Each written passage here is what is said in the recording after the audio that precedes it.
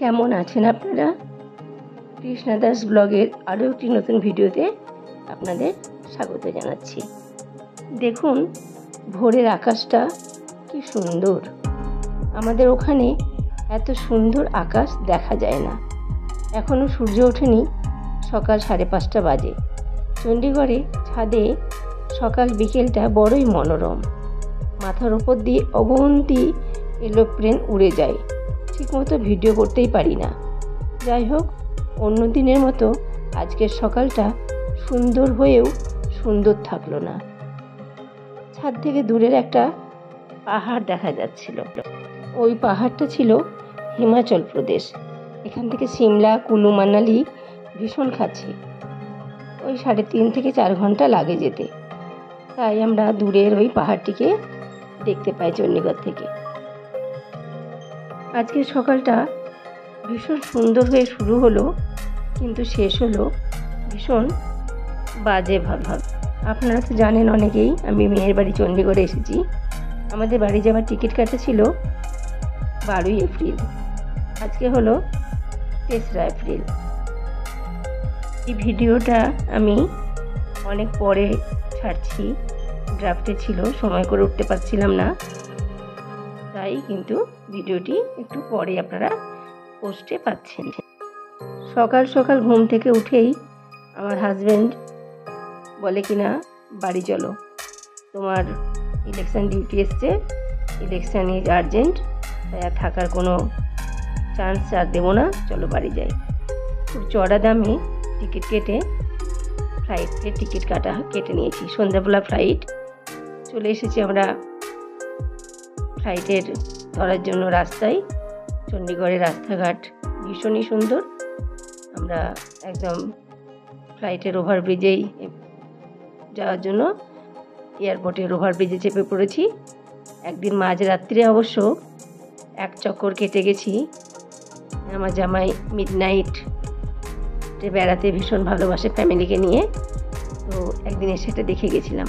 কিন্তু আজকে যে এভাবে আসতে হবে সেটা কিন্তু আশাতীত ছিল। যাই হোক, আমরা পৌঁছে গেছি চণ্ডীগড় ভগৎ সিং এয়ারপোর্ট। সেখানে বাইরেটা অসাধারণ সুন্দর, মনোরম পরিবেশ এবং বেশ পরিষ্কার পরিচ্ছন্ন, ঝরঝরে, ভীষণ সুন্দর। গাড়ি থেকে নামছে আমার হাজব্যান্ড, এটা আমার মাসি আছে একটা, আমার মেয়ে আর আমার মেয়ের হাজব্যান্ড চন্দ্র। 4 জন আমরা এলাম, গাড়ি করেই এসেছি। চারিদিকটা দেখছি কি সুন্দর, সূর্য ডুবে গেছে, লাল আভা, দূরে দেখা যাচ্ছে এয়ারফোর্সের ক্যাম্প। ভীষণ একটা মনোরম পরিবেশ চারিদিকে। মনটা তো সকাল থেকে ভীষণ খারাপ, তবু মন খারাপকে প্রশ্রয় না দিয়ে আমাদেরকে এবার ভেতরে প্রবেশ করতে হচ্ছে। এখানে লাগেজগুলোকে আমরা সবগুলোকে নিয়ে ভেতরে প্রবেশ করব। চন্দ্র আর সুমনা তো আর ভেতরে ঢুকতে পারবে না, ওরা বাইরে থেকে আমাদের ইনস্ট্রাকশন দেবে কিভাবে, কোথায়, কোন দিকে যাব। ফ্লাইটে আসার সুবিধা ভীষণ, তো ট্রেনে আসার সুবিধা অসুবিধা যাই হোক দুটোই আছে। এখানে কখনোই আমি সজ্ঞানে এরোপ্লেনে চলাফেরা করিনি। একবার ব্যাঙ্গালোরে গেছিলাম, তখন আমি অসুস্থ ছিলাম, যাই জন্যে তখনকার স্মৃতিটা খুব আবছা। এবারে যাচ্ছি সজ্ঞানে, খুব সুন্দরভাবে। আমরা প্রত্যেকে নিজের হাতে নিয়ে নিয়েছি নিজের টিকিটটা। বোর্ডিং পাস হয়ে গেছে, লাগেজগুলোও রাখা হয়ে গেছে। মেয়ে জামাই দুজনে বাইরে থেকে আমাদের সব কিছু ফোনে বলে দিচ্ছিল, ফোনটা অন ছিল এবং ভীষণই একটা ভালো লাগার জায়গা তৈরি হচ্ছিল। সোজা চলে যাচ্ছি আমরা। এখানে আমাদের চেকিং হবে, বোর্ডিং পাস হবে, তারপরে লাগেজগুলো দিয়ে দেব।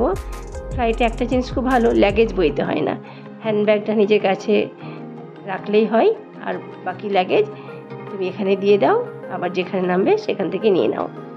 একটা নতুন অভিজ্ঞতা হলো, ভীষণ ভালো লাগলো। মনে হচ্ছিলো বারবারই ফ্লাইটেই যাওয়া আসা করব। চন্দ্র আবার তড়িঘড়ি গিয়ে আমাদেরকে কিছু একটা বোঝাবার জন্য চলে গেল ভেতরে।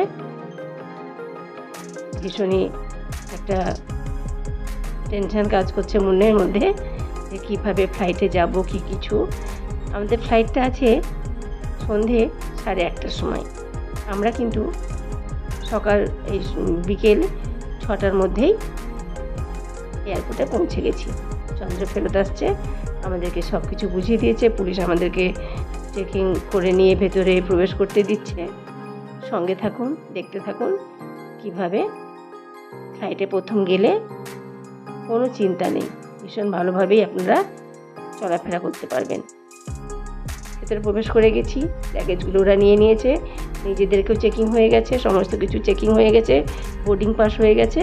8:30টায় ফ্লাইট, পরে শুনছি সেটা 1 ঘন্টা লেট করেছে, 9:30।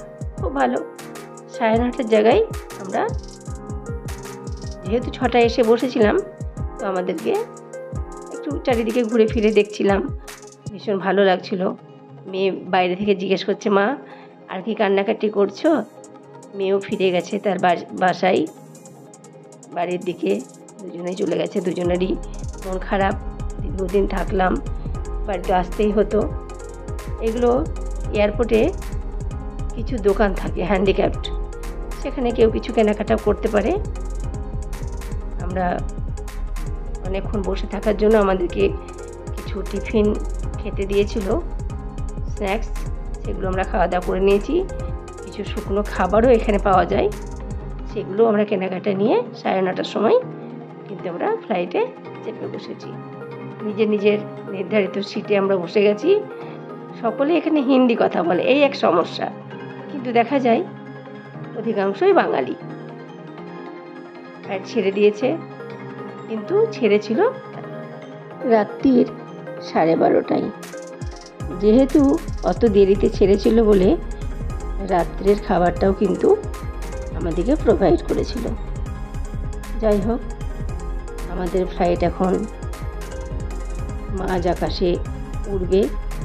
মনে মনে একটু টেনশানও হচ্ছিল, কিন্তু এর যে অপরূপ শোভা সেটা দেখেই কিন্তু মনটা আনন্দে পুলকিত হয়ে উঠছিল। কি সুন্দর আস্তে আস্তে মাটি ছেড়ে মাঝ আকাশে, বিশাল আকাশে, বিশাল উঁচু জায়গার উপর দিয়ে আমি উড়ে যাব। পাখি যেমন উড়ে যেতে পারে, আজ আমিও সেরকম উড়ে যেতে পারবো, এইসব ভাবতে ভাবতেই উড়ে চললাম অজানা